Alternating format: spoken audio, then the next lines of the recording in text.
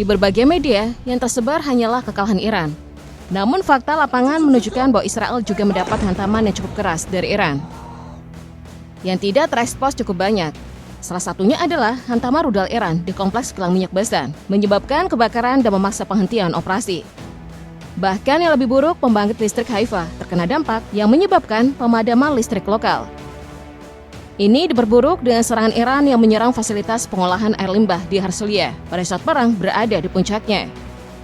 Namun ini tidak seberapa dari apa yang telah dihancurkan Iran di Israel. Di balik visual serangan rudal yang beredar luas, ada sisi lain yang jarang tersentuh. Mekanisme penyaringan informasi yang sangat ketat, yang pada akhirnya menentukan apa yang boleh diketahui dunia dari Israel. Dalam kondisi perang, ruang gerak media dipersempit secara signifikan. Wartawan tidak memiliki kebebasan penuh untuk melaporkan dampak serangan, terutama yang terjadi di dalam wilayah sendiri. Proses peliputan, mulai dari pengambilan gambar, penulisan berita, hingga penayangan, berjalan di bawah kontrol yang ketat. Pendekatan ini sering digambarkan sebagai kebijakan toleransi nol, di mana kesalahan sekecil apapun bisa berujung pada penghentian paksa. Tekanan tersebut tidak berhenti pada pembatasan informasi. Sejumlah laporan juga mengarah pada adanya intimidasi langsung terhadap jurnalis yang berada di lapangan. Ada yang menerima peringatan melalui pesan berisi ancaman agar menghentikan liputan atau bersiap menghadapi resiko serius. Dalam beberapa situasi yang lebih parah, jurnalis yang tetap menjalankan tugas justru menjadi korban serangan. Dari rangkaian ini muncul dugaan bahwa sebagian tindakan tersebut bukan sekedar konsekuensi perang, melainkan upaya yang didesain untuk meredam suara yang dianggap bertentangan dengan narasi resmi. Dampaknya jelas, informasi yang sampai ke publik internasional menjadi terfragmentasi. Apa yang terlihat di layar kemungkinan hanya sebagian kecil dari gambaran yang sesungguhnya, yang jauh lebih rumit dan mungkin lebih kelam. Jika ditelusuri lebih dalam, efek dari serangan Iran tidak berhenti pada kerusakan yang tampak. Dampaknya menjalar hingga menyentuh inti infrastruktur strategis Israel.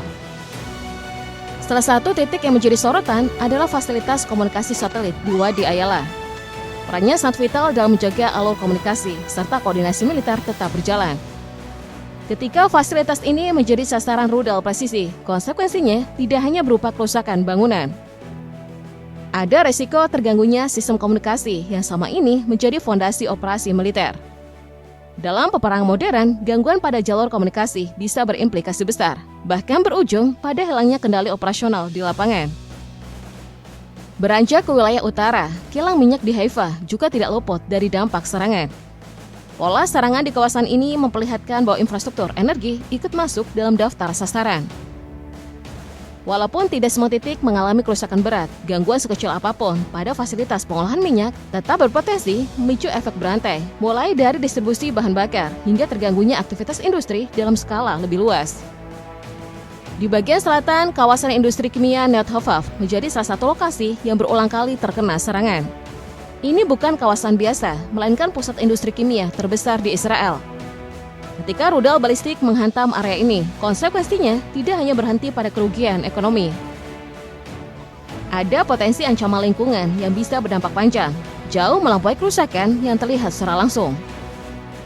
Sementara itu, di wilayah tengah, kota Petah Tikva dilaporkan mengalami kerusakan cukup signifikan, khususnya di sekitar fasilitas produksi drone.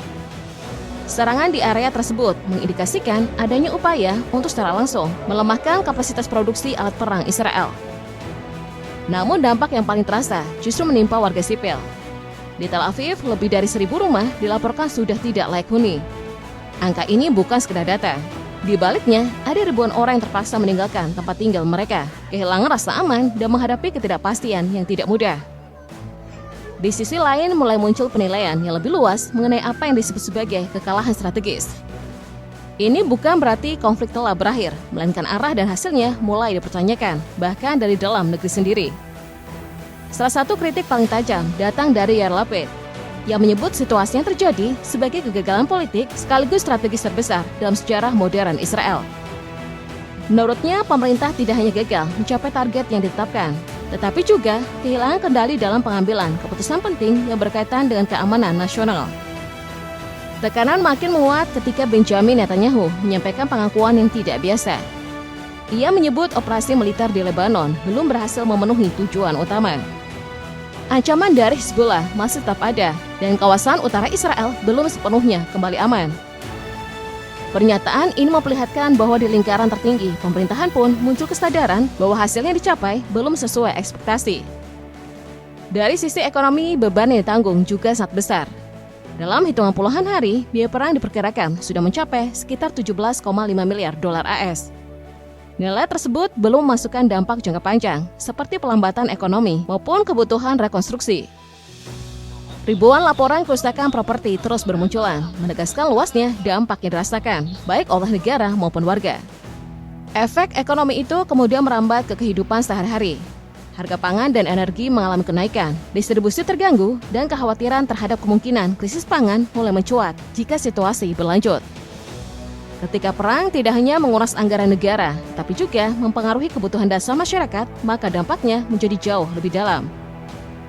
Gambaran besar yang muncul jelas, hasil konflik tidak semata ditentukan oleh apa yang terjadi di medan tempur, tetapi juga oleh kemampuan negara menghadapi tekanan politik, militer, dan ekonomi secara bersamaan. Dari dalam negeri, tekanan kini berkembang menjadi salah satu tantangan terbesar bagi Israel, bahkan sebanding dengan ancaman eksternal. Di pusat Tel Aviv, ribuan warga turun ke jalan dalam aksi protes berskala besar. Mereka mendesak dilakukannya penyidikan independen terhadap peristiwa 7 Oktober Attacks yang dinilai belum pernah dijelaskan secara terbuka oleh pemerintah. Suara publik semakin menguat, menandakan bahwa kepercayaan terhadap kepemimpinan mulai terkikis. Di tengah tekanan publik yang terus membesar, peta politik dalam negeri ikut mengalami pergeseran tajam. Dua mantan Perdana Menteri, Naftali Bennett dan Yair Lapid, kini memilih berada di satu barisan. Keduanya menyatukan kekuatan politik dengan tujuan yang terang menjatuhkan Benjamin Netanyahu dan membuka arah kepemimpinan yang baru. Langkah ini bukan sekedar simbol, melainkan tanda bahwa oposisi mulai terorganisasi dengan lebih serius. Di saat yang sama, tekanan paling dalam justru terasa di sektor militer. Israel Defense Forces dilaporkan mengalami kekurangan personil dalam skala besar. Puluhan ribu prajurit tidak tersedia, termasuk ribuan dari unit tempur. Untuk menutup celah ini, masa dinas diperpanjang dan pasukan cadangan dipanggil kembali, bahkan melampaui batas yang biasanya diterapkan. Masalahnya tidak berhenti di jumlah personel. Beban psikologis mulai terlihat jelas di tubuh militer. Laporan mengenai gangguan kesehatan mental hingga kasus bunuh diri di kalangan prajurit mulai mencuat ke publik. Bahkan muncul kasus sensitif ketika ada anggota militer yang diduga membocorkan informasi kepada pihak luar. Situasi diperparah dengan menurunnya penegakan terhadap pembelot karena perhatian utama kini tersedot ke operasi tempur. Rangkaian kondisi ini mengarah pada satu kesimpulan, tekanan internal yang dihadapi Israel tidak lagi sebatas persoalan politik, tetapi sudah menyentuh kestabilan militer sekaligus kepercayaan publik dalam waktu bersamaan.